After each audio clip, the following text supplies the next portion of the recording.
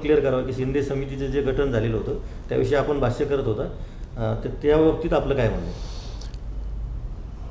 आपल्याकडे मागे फडणवीस साहेबांच्या आधी मुख्यमंत्री होते शिंदे साहेब, एकनाथजी शिंदे साहेब. त्यांनी महाराष्ट्राचे मुख्यमंत्री म्हणून शपथ घेतली. ती शपथ असते की मी भारतीय राज्यघटना आणि कायद्यानुसार काम करेन.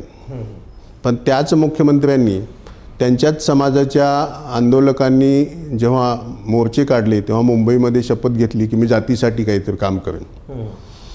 आणि मग त्याच्यानंतर त्यांनी न्यायमूर्ती शिंदे यांच्या नेतृत्वाखाली एक समिती स्थापन केली. त्यासाठी सुद्धा शासन निर्णयच काढला आणि त्या समितीकडे काम दिलं की तुम्ही मराठवाड्यातले जे जुने हैदराबाद गॅझेट्स आहेत त्याची चौकशी करायची, नोंदी काढायच्या आणि त्याच्या अनुषंगाने कोणाला सर्टिफिकेट काय वगैरे वगैरे द्यायचं ते त्याविषयीच्या मार्गदर्शन आणि सूचना करायच्या. आता जेव्हा आपण मगाशीच कायदा त्याच्या खालचे नियम या दोन्ही गोष्टी पाहिलेल्या आहेत.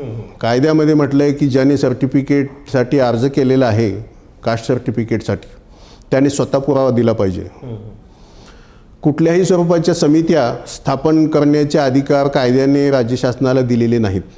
असं असताना तत्कालीन मुख्यमंत्री शिंदे यांनी न्यायमूर्ती शिंदे यांच्या नेतृत्वाखाली जी समिती हैदराबाद गॅझेटर्स तपासण्यासाठी, नोंदी तपासण्यासाठी नियुक्त केली त्या कोण्या अधिकारात केली हा प्रश्न निर्माण होतो. त्याचं उत्तर तत्कालीन मुख्यमंत्र्यांनी दिलं नाही आणि आत्ताच्या मुख्यमंत्र्यांनी दिलं नाही.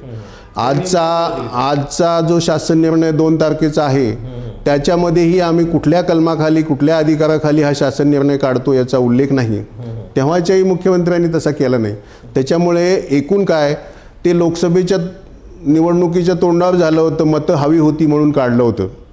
आत्ताचं सुद्धा स्थानिक स्वराज्य संस्थांच्या निवडणुका आलेल्या आहेत म्हणून हे केलं चाललेलं आहे.